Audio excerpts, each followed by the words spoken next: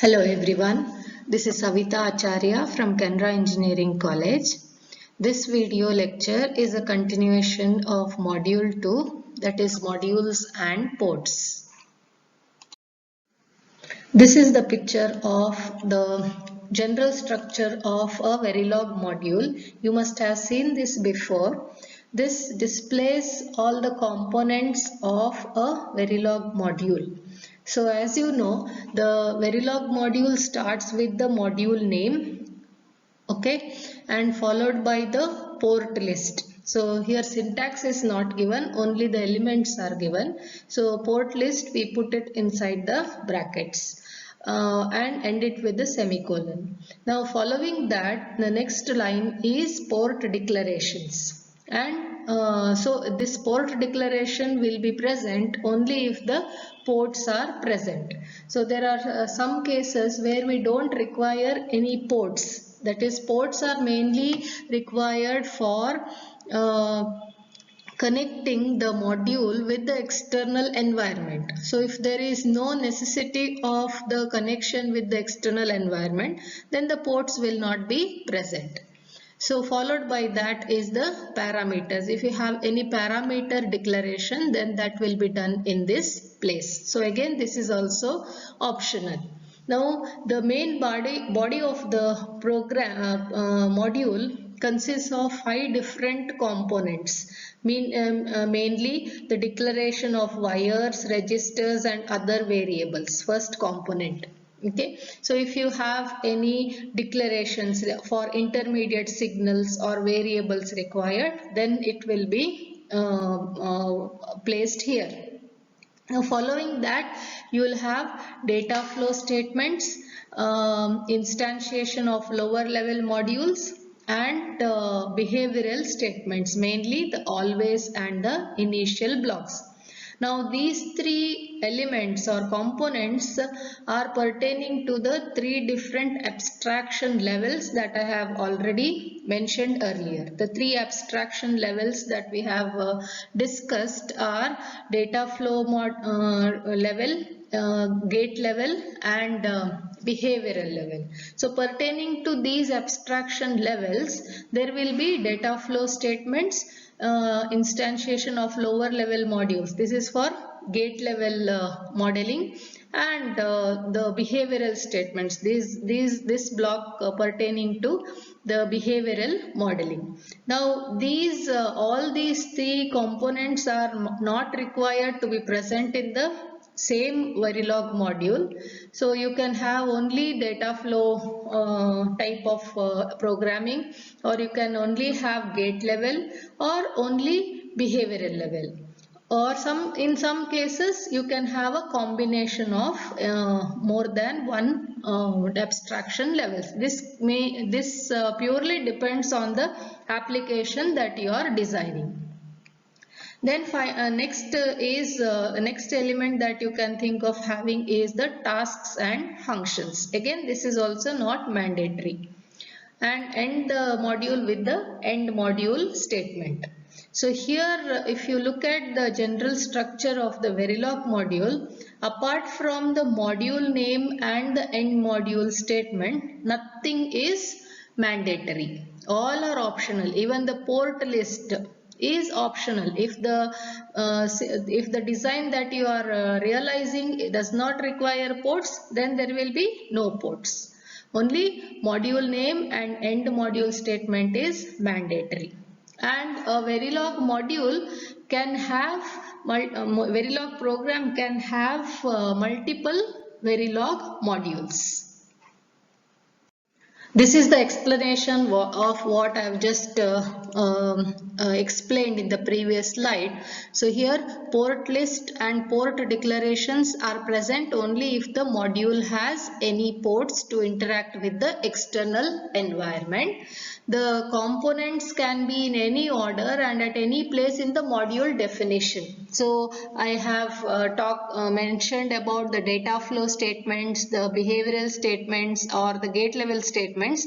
These components or tasks and functions or whatever, these can be placed in any order inside the program. After the declaration part, these statements can be shuffled. Now all components except module, module name and end module are optional and can be mixed and matched as per design needs. So only thing that is mandatory is the module keyword and the module name and concluded by the end module keyword. Verilog allows multiple modules to be defined in a single file. The modules can be defined in any order in the file. So you can have multiple modules, that is if you have say 2 or 3 modules in a Verilog program, then the first module should start with the module keyword and have the module definition entirely done and concluded with end module. The second module definition should start after the end module of the previous module. So you can, like this, you can have multiple modules in a single Verilog file. But remember, you cannot have nesting of modules. This is already discussed in the previous lectures. So you cannot have a nesting of the modules, that is you cannot define one module inside another module. We'll take the same example of the SR latch that we have already discussed in the earlier classes. So the SR latch consists of 2 NAND gates, N1 and N2, and connected in a cross-coupled manner. And the 2 inputs are S bar and R bar. So the program that you write to describe the functionality of the circuit is called as the design block. Okay, so this is an example to illustrate the different components of the module which we have just seen. So first is the module name and the port list. So the module name here is SR_latch.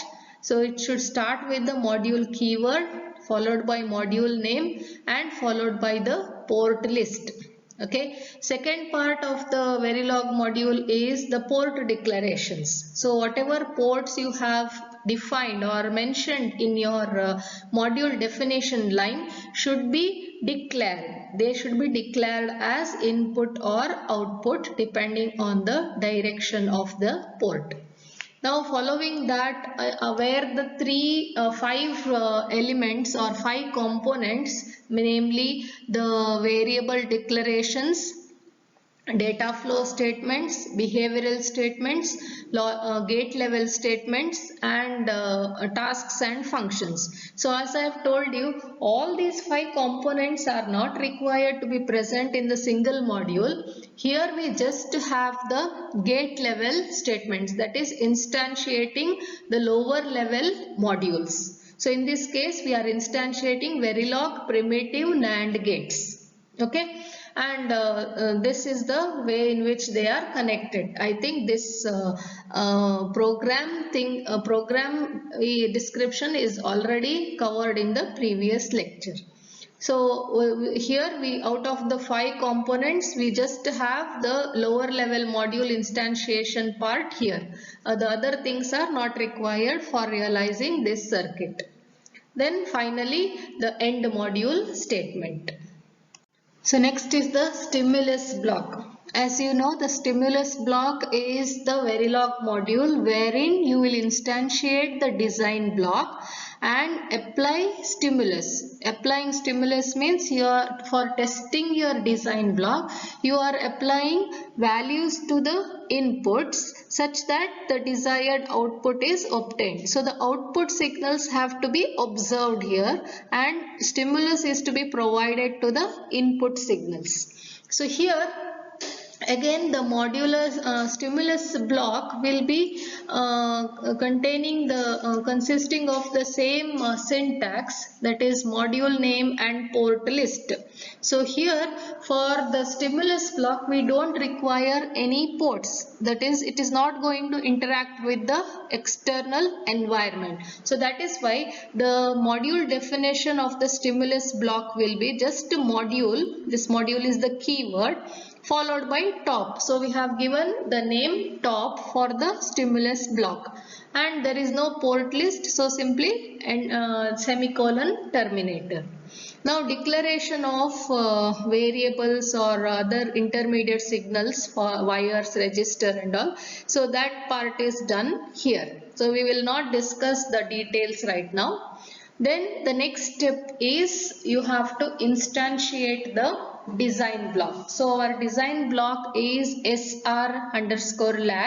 So the instantiation syntax is first the name of the module that is to be instantiated, followed by give a instance label to your module. So here it is given as M1, then the port list.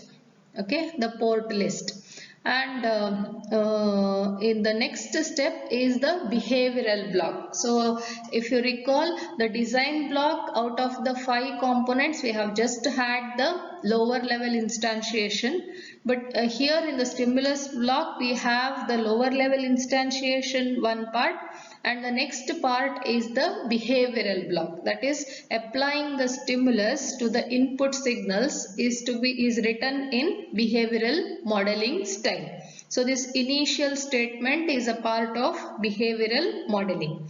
So here we have this initial statement, and the initial block is enclosed between begin and end, and here we have the values applied. So if you can make sense here, so the first line is S bar equal to 0 and R bar equal to 0. There is no time specified here. That means it will start at time t equal to 0.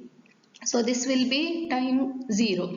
Okay. So at 0, we have applied S bar equal to 0 and R bar equal to 0. So S bar and R bar both are 0 at time t equal to 0. And the next line says #5. #5 means after 5 time units. Whatever may be the time units, after 5 units, we are in the stimulus block we are applying R bar equal to 1. So after 5 time units, R bar is 1. We have made it as 1.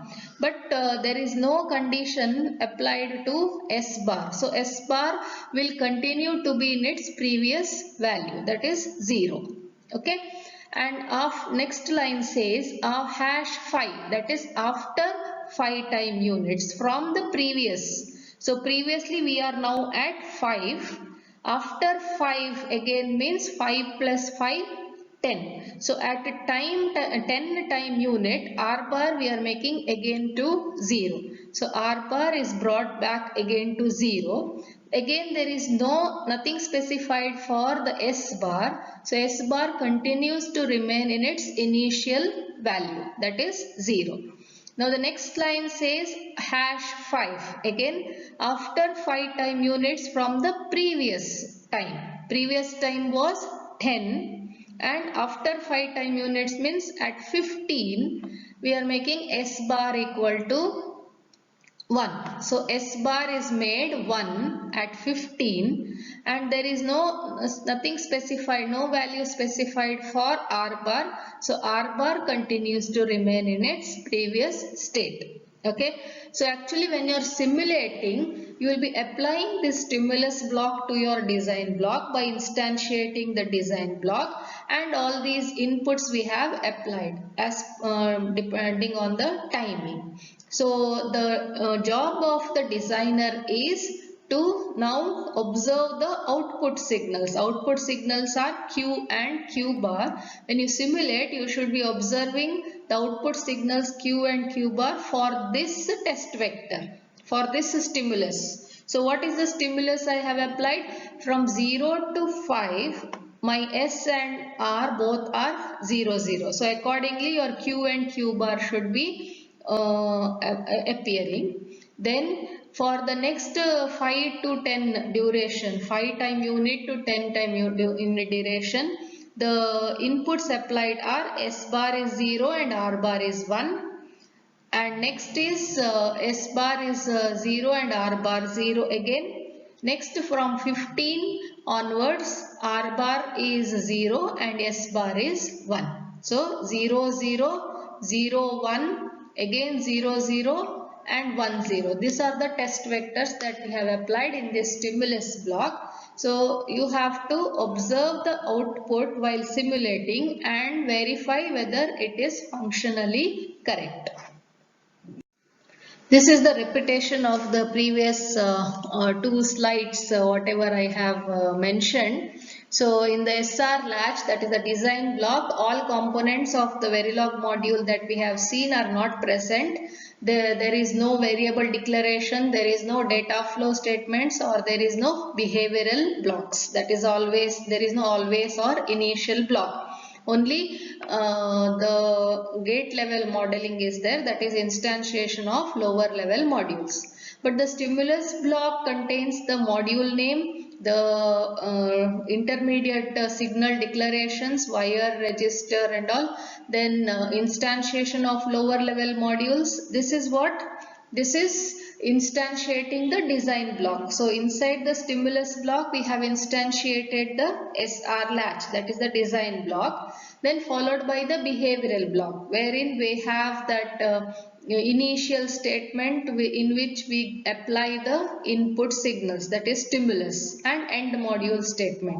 But this does not contain the port list or port declarations and data flow statements. So all parts except module, module name and end module are optional and can be mixed and matched as per the design needs. The next part is the ports. The ports are the ones which are going to interact with the external circuit. Okay, so the ports provide the interface by which a module can communicate with its environment, and the environment can interact with the module only through its ports. Now it is like an IC. You must have seen an IC and we give connections to the IC only through its terminals or pins. So here in Verilog module also ports are something similar to that. Okay, the internals of the module are not visible to the environment. And the internals of the module can be changed without affecting the environment as long as the interface is not modified. As an example, I have taken here a top module which is a stimulus block. So the top module does not have any ports because it is not going to interact with the external environment. Now this top module is going to instantiate a full adder, which is the design block. The full adder has got 5 ports, 3 input ports and 2 output ports. The same is depicted in the module definition. So you have module, full adder, add 4 is the name of the module, and these are the port list, and also the module top, that is the stimulus block definition, also is shown here. Now here it is simply module and top, there is no port list. After mentioning the port list, the next step is port declarations. Now these are the keywords for declaring the port depending on the direction of the port. So if your port is an input port, then it should be declared with the keyword input. If it is an output port, it is declared with the keyword output. And if you have a bidirectional port in your module, then it should be declared with the keyword inout. Note that the Verilog keywords are all in lowercase. Okay, and in Verilog, once you declare the ports as input, output or inout, they will be by default taken as the wire type. The wire type signal can take 4 values in Verilog, that is 0, 1, X and Z.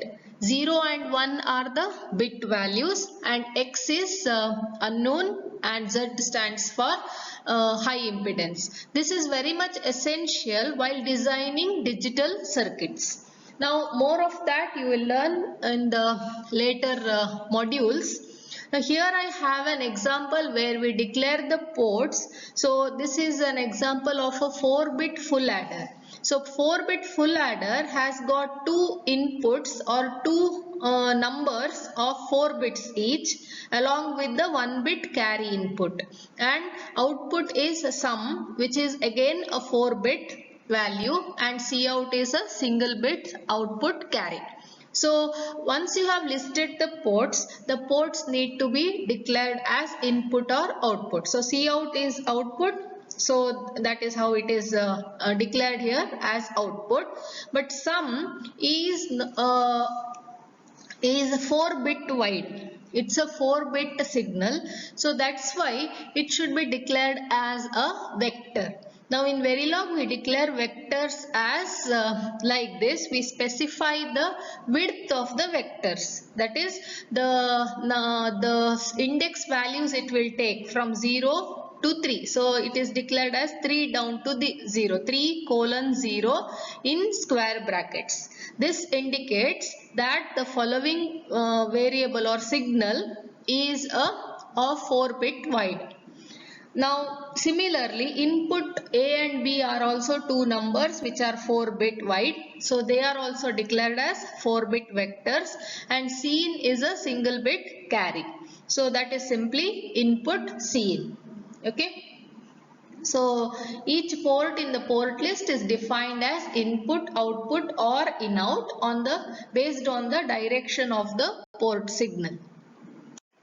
By default, all port declarations are implicitly declared as wire in Verilog. So wire here is nothing but a net. It is analogous to a physical wire. It's just for connection. So if a signal or a port is intended to be a wire, then it is simply declared as input, output or in-out. Okay. This is only for the port. So you don't have to specify that it's a wire.